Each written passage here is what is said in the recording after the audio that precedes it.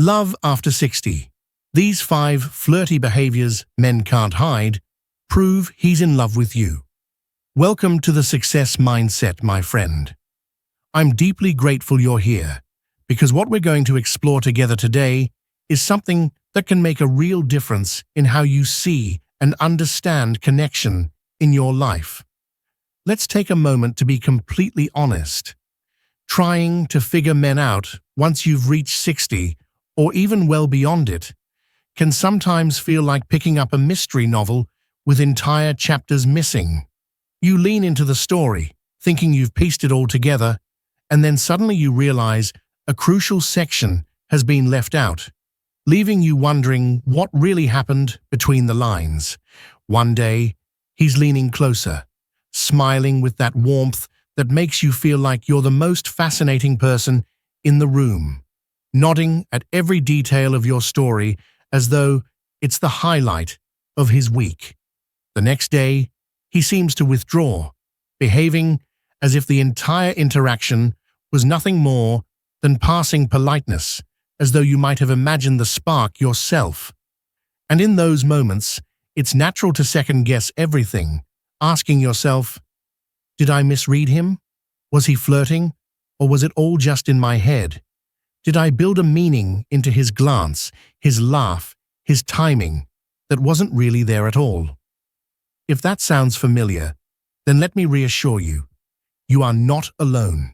So many of us, strong, capable women who have lived through decades of love, heartbreak, resilience, and renewal, find ourselves right back in that vulnerable space of uncertainty. It can feel both frustrating and strangely fragile to stand there, caught between leaning in with hope or pulling back in self-protection. But what I've learned over the years, both through my own experiences and through countless conversations with others navigating love later in life, is this: men rarely say it outright. They don't walk into a room holding a sign that reads, "I like you. I want to be closer to you. I'm hoping you'll notice me." They rarely announce their intentions directly, and for men in their 60s and beyond, this becomes even more true. But just because they don't say it doesn't mean they aren't showing it. Their actions, no matter how subtle, will always tell on them, even when they're trying to play it cool, even when they're masking their emotions behind calm conversation or practical behavior. Their choices reveal the truth. Where they stand, the little things they remember, the way their eyes shift toward you without them realizing it. These are the breadcrumbs of attraction. And that's why we're here today. To bring light to those quiet signals, to decode the small behaviors that often whisper far louder than words ever could. Because the reality is that men, especially later in life, often feel hesitant about putting themselves out there in obvious ways.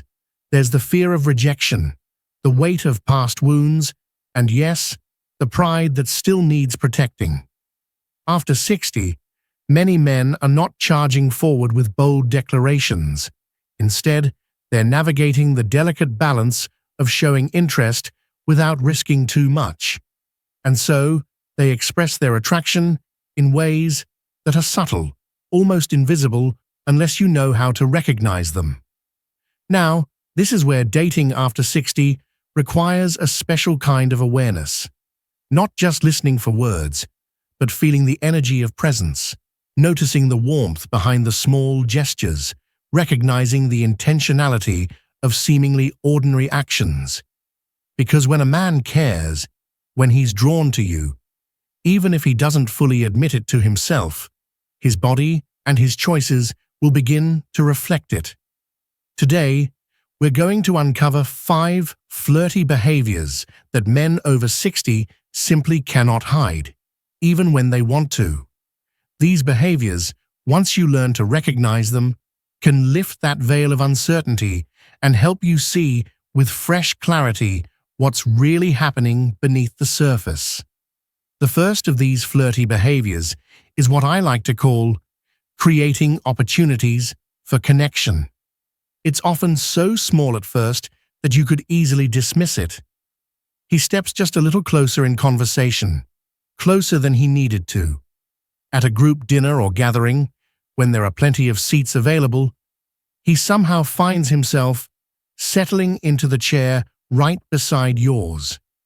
In passing, you might brush this off as coincidence, but if it happens again and again, that's no accident. Men may not always put their feelings into words, but their physical presence, the space they choose to occupy, is one of the clearest indicators of where their attention is drawn.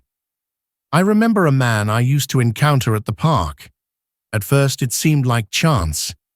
He appeared on my walking route, offering a polite nod, a smile, maybe a short conversation about the weather. Nothing out of the ordinary. But then I noticed something. He wasn't just there occasionally, he was there consistently. And more than that, he always matched my pace. Never too far behind, never striding ahead, always right there, beside me, quietly steady. That's when it clicked. He wasn't simply out for a walk. He was choosing to walk with me. Without announcing it, without saying a word that risked rejection, he had decided to show his interest by sharing space, by aligning his rhythm with mine. This is something many men over 60 do, often without even realizing it themselves. They may feel hesitant about making bold moves, but what they can do, what feels safe, is to quietly place themselves in your orbit. They might show up where they know you'll be, take the seat beside you, linger nearby when conversation breaks into smaller groups. They may not yet be ready to take the lead in that dance, but they still want to be on the floor with you. And here's the key. It's rarely a coincidence. The man who consistently appears in your space is being guided by something deeper than happenstance. His subconscious is pulling him toward you, even if his pride or his fear keeps his words in check. But here's where many of us make a mistake. We downplay this attention. We chalk it up to friendliness or routine. We tell ourselves not to read into it. Yet the truth is that an emotionally available man often becomes physically available too.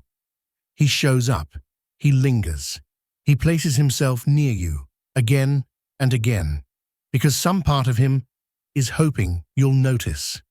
And when you start to notice the consistency, when his presence feels intentional rather than accidental, that's when you can begin to recognize that something deeper might be blooming. Now, it's not about scrutinizing every move or driving yourself crazy, analyzing each glance. It's about paying attention to the patterns and, more importantly, paying attention to how you feel in his presence. Do you feel calm when he's near? Do you feel a sense of being seen, even if he hasn't said much at all? Do you feel a subtle lift in energy, as though his quiet companionship is affirming your worth? That feeling is often the real signal, because at this stage of life, attraction isn't always about dramatic gestures. It's about the subtlety of being consistent, intentional, present, without fanfare, without fuss. Think of it like a dance, where the steps are small, but the rhythm is steady. He might not yet take your hand and lead you across the floor, but he keeps choosing to remain close enough that when the moment arrives, he's already right there beside you. That man who chooses the seat near yours at book club, who appears at the grocery store just as you're wrapping up, who walks beside you without needing to announce it. He's saying something without words. His presence is speaking the language of interest. And this is why dating after 60 requires us to develop a kind of emotional eyesight that goes beyond listening. You're not just hearing what's said, you're feeling what's being communicated. Because the truth is, the body often speaks long before the heart finds the courage to give voice to what it wants. When we left off, we were talking about the way men, especially those in their 60s and beyond, sometimes reveal their true interest not through bold statements or grand gestures, but through moments of vulnerability. And this is where things often become both the most confusing and the most beautiful. Vulnerability in men is a complicated subject because so many grew up in a time where they were told, directly or indirectly, that to be strong meant to be silent, that emotions were to be carried like heavy stones, locked in the pocket, never spoken, never shown, to offer up feelings, to admit to wounds, to expose the soft underside of the heart. All of this could have been seen as weakness. And so, for decades, men built walls. They learned to be stoic, to shoulder burdens without words, to protect themselves by never revealing too much.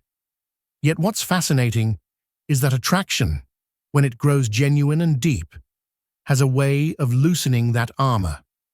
Little by little, you begin to notice the cracks, the slips, the tiny moments where a man who has been composed and measured suddenly lets out a story or an admission that he never planned to share. It may be something small, a memory of a place he doesn't visit anymore because it reminds him of someone he once loved, or a confession that Sundays feel empty now because a brother or a friend is gone. At first, it arrives as an accident, like a stone tumbling from the wall without warning. But then there's the pause. He watches your face. He waits. And in that silence, he's asking without words, is it safe to trust you with this?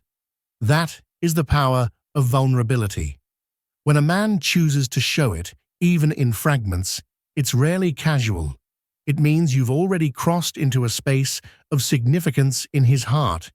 It's not about performance. It's not about winning you over with polish or perfection. It's about something raw, something unguarded, something that costs him a measure of pride to reveal. And it is here, in this tender space, that true intimacy begins. Because in our later years, most of us are no longer searching for drama or for a fairy tale built on glitter and fireworks. We've lived through enough of that. What we long for now is truth.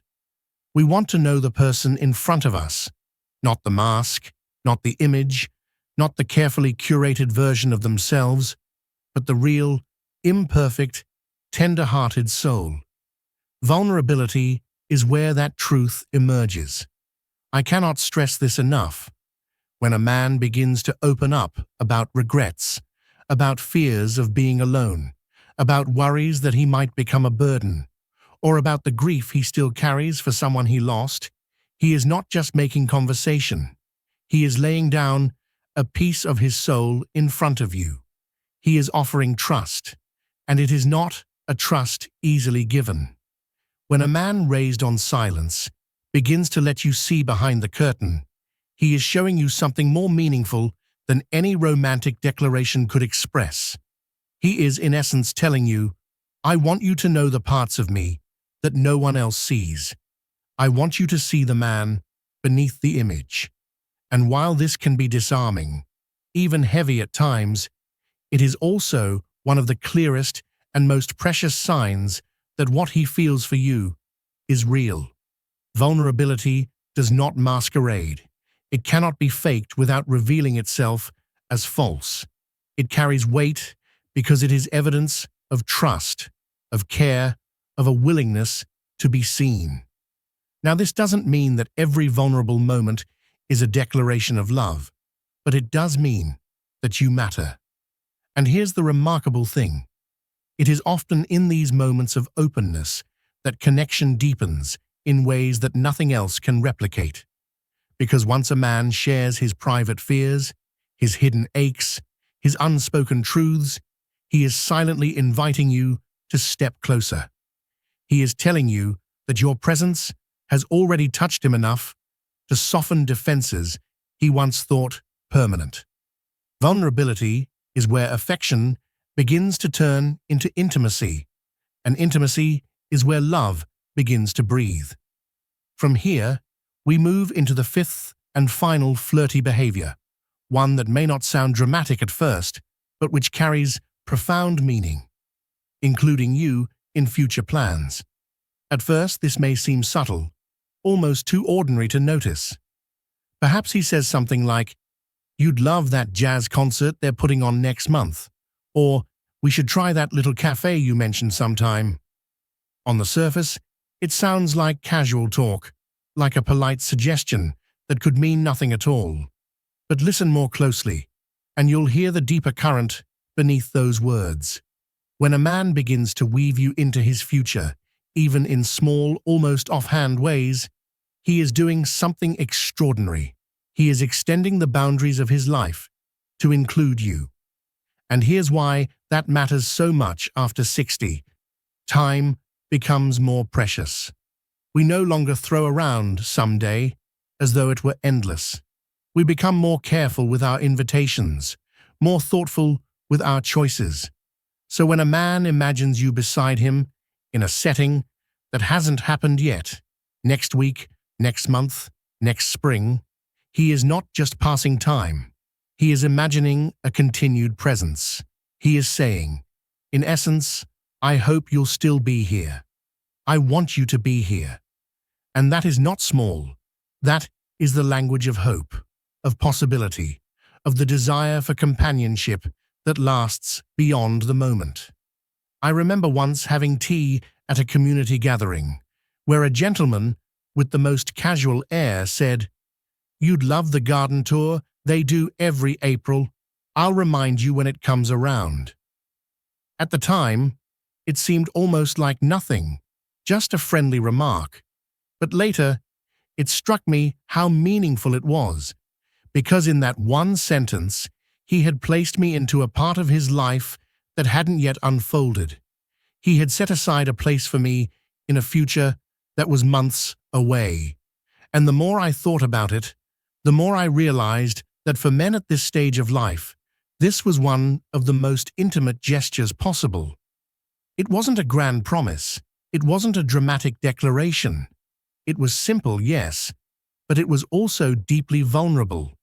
Because to include someone in your future, even in words, is to risk disappointment, to risk rejection, to risk wanting something that might not be returned.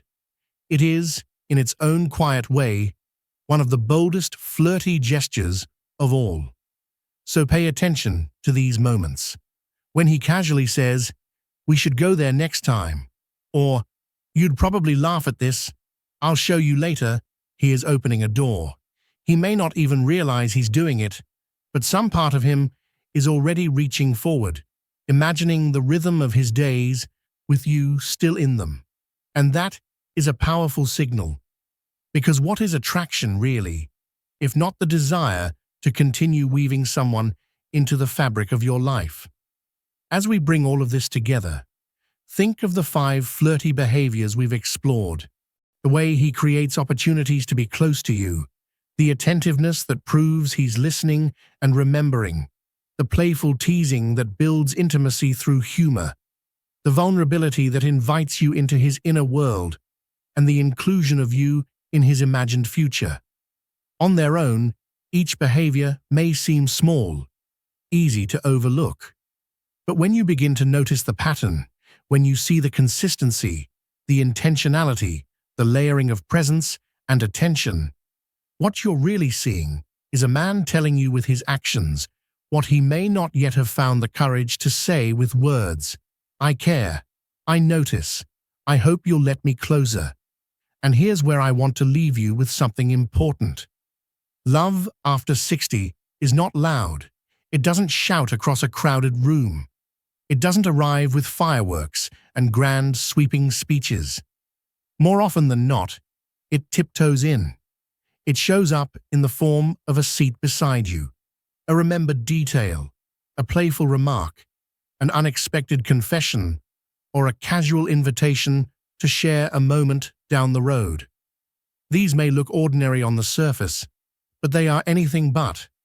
They are the building blocks of connection, written in subtle language that becomes powerful only when you learn how to read it.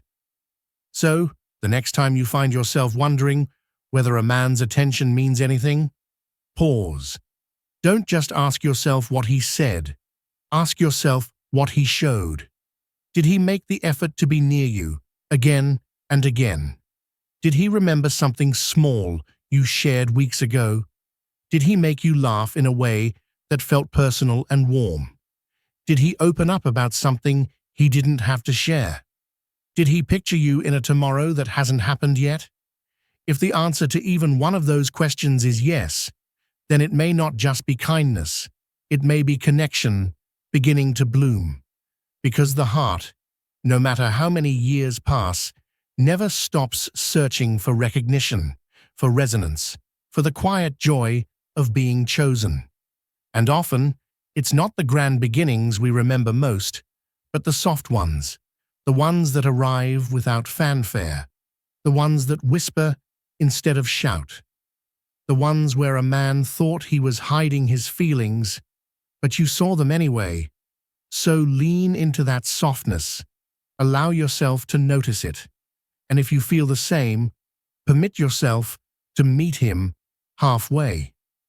Because some of the most beautiful chapters of love are not written in youth, but in maturity, when the armor has worn thin, when the pride has softened, and when what remains is simply the desire to be seen, to be understood, and to be cherished. Until next time, take care of your spirit. Stay open to the quiet signals around you. And remember that it's never too late for connection to begin again.